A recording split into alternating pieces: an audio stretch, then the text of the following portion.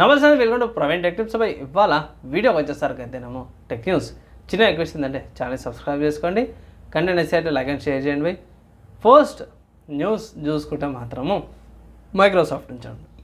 So అఫీషియల్గా Microsoft వాళ్ళు అయితే మెల్లమెల్లగా విండోస్ లెవెల్కి రికమెండ్ చేస్తారు. ఎందుకంటే నెక్స్ట్ ఇయర్ అక్టోబర్కి ఐ థింక్ ఇంకా సంవత్సరంన్నర లేకపోతే సంవత్సరం 3-4 నెలలు ఉంది అనుకోండి భయ్. ఇప్పుడు విండోస్ 10 అఫీషియల్గా సెక్యూరిటీ కానీ సపోర్ట్స్ ఏవైతే అవన్నీ కూడా ఆపేస్తారనమాట.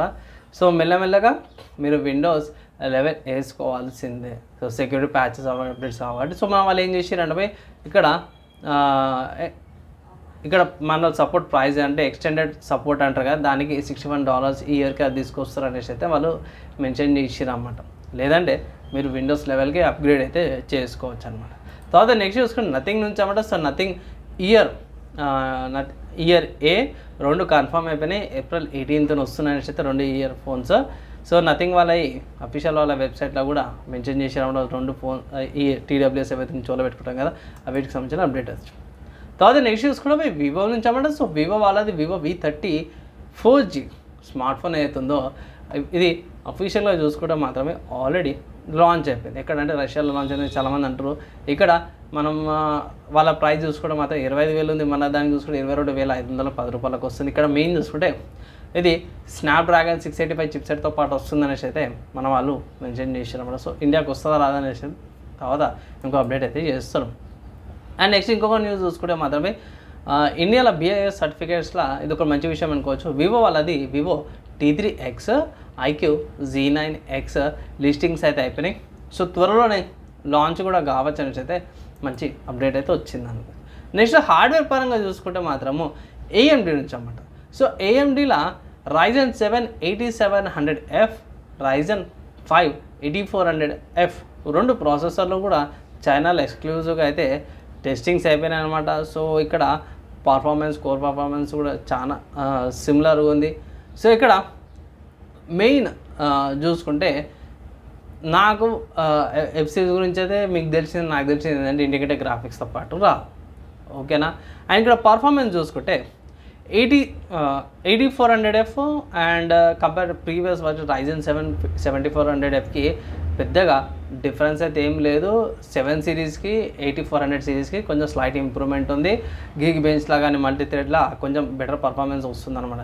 సో సింపుల్గా చెప్పుకోవాలంటే బెనిఫిట్ ఏంటన్నా అంటే ఇండికేటర్ గ్రాఫిక్స్ ఉండదు, ప్లస్ ప్రైస్ కూడా తక్కువ వస్తుంది అనమాట. ఇండికేటర్ గ్రాఫిక్స్కి అయితేనేమో సింపుల్ చెప్పుకోవాలంటే అది ఇండికేటర్ గ్రాఫిక్స్ మీకు 25,000కు వస్తుంది అనుకోండి, ఇది వచ్చేసరికి 20,000కో లేకపోతే 19,000కు అట్లా రావచ్చు అన్నమాట. ఒక 5-6 వేల డిఫరెన్స్తో పాటు వస్తాయన్నమాట ఈ ప్రాసెసర్స్. అంటే ప్రస్తుతానికి అయితే చైనాలో అవైలబుల్ ఉంది, ఇండియాకి ఎప్పుడు వస్తుందో తెలియదు భయ్, ముందే చెప్తున్నా.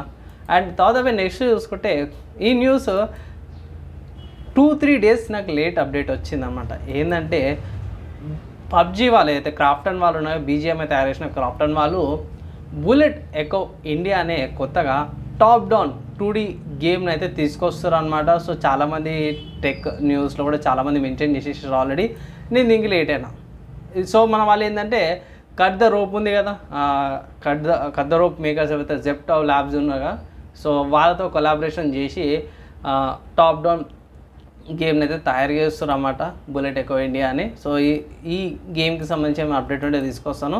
ఎందుకు చేస్తారు కారణాలు ఏంటంటే అంటే వాళ్ళ జార్నాని వైడ్ స్ప్రెడ్గా వేరే వేరే కేటగిరీస్లోకి వెళ్తారు అన్నమాట. ఒకటే దాని మీదకి వెళ్తే ఇట్లా షూటర్ జార్నర్ కిందకి లేకపోతే బ్యాటిల్ రాయల్ జార్నర్ కిందకి వెళ్తే ఇట్లా మళ్ళీ బ్యాన్ వచ్చింది అనుకున్నాం, మళ్ళీ ఎన్ని రోజులకు మళ్ళీ రిటర్న్ వస్తుంది తెలియదు కాబట్టి ముందు జాగ్రత్తతో వస్తారు అన్నమాట. వేరే జార్నర్స్లో కూడా వెళ్తారు. నెక్స్ట్ న్యూస్ చూసుకుంటే మాత్రమే స్టీమ్ అనే వెబ్సైట్ నుంచి అన్నమాట. సో స్టీమ్ అనే వెబ్సైట్లో మ్యాక్స్ పెయిన్ 3 అనే గేము మీకు 329 రూపీస్కి ఉంది. ఒకవేళ ఇట్లా మీరు మ్యాక్స్ పెయిన్ ఫ్యాన్ అయితే ఇట్లా గేమ్ పర్చేజ్ చేసుకోవచ్చు, లేదంటే తక్కువ గేమ్స్ వస్తున్నట్టు ఇది ఒక మంచి ఆప్షన్ లాగా అవుతుంది.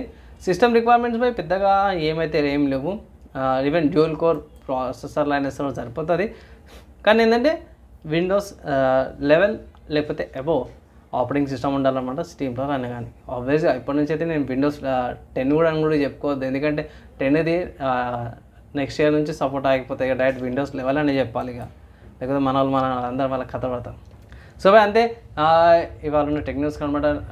ఎలా అనిపించింది, మీ ఒపీనియన్స్ ఏంది, డౌట్స్ క్వశ్చన్స్ కింద కామెంట్ చేయండి. మేము మ్యాక్సిమం విత్ ఇన్ ట్రై చేస్తాను. ఈ వీడియో ఇక్కడ దాకా ఎవరైతే చూసారో వాళ్ళందరికీ థ్యాంక్స్. నెక్స్ట్ వాళ్ళ కలుసుకుందాం.